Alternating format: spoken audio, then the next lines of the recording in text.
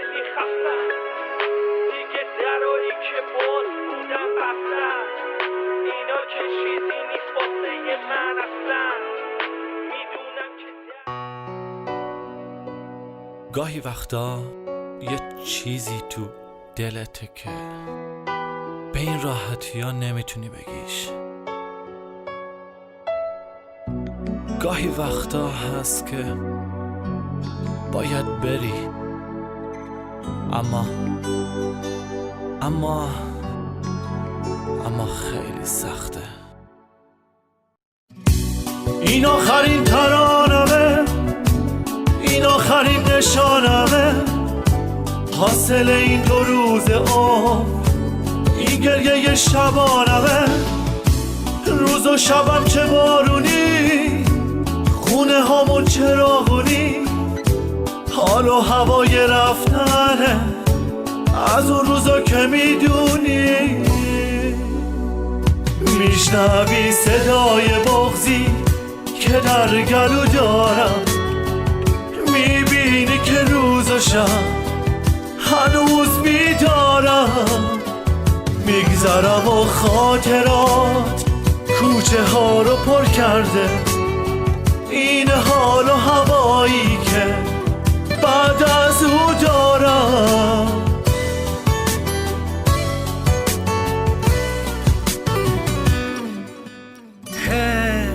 بازم سیگار میکشم، یهو تصویر تو یه دفعه میاد به چشم، همون روزایی که تو ذهنم ملکه ساختم، به خاطر همینم بود که هر دفعه باختم. ولی باشه اینا دیگه مهم نیست که رفتم و چشای هممون شده خیس.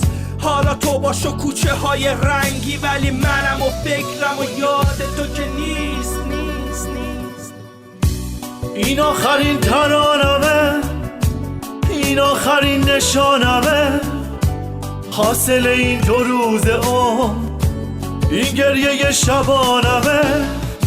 روز و شبم چه بارونی، خونه هامون چراغونی، حال و هوای رفتنه از اون روزا که میدونی.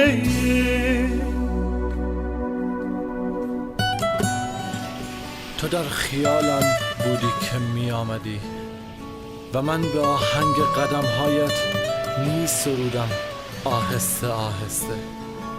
به بالینم نبودی تو، اما من ز سوز دل تو را گفتم.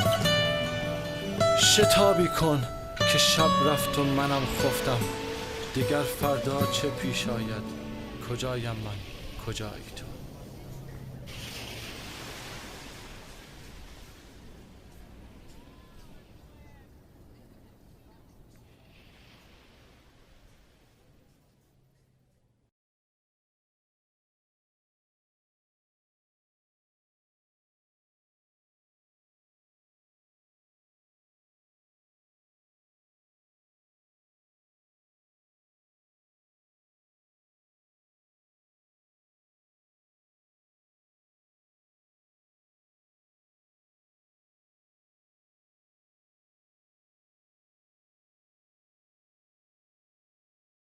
The battle for the planet.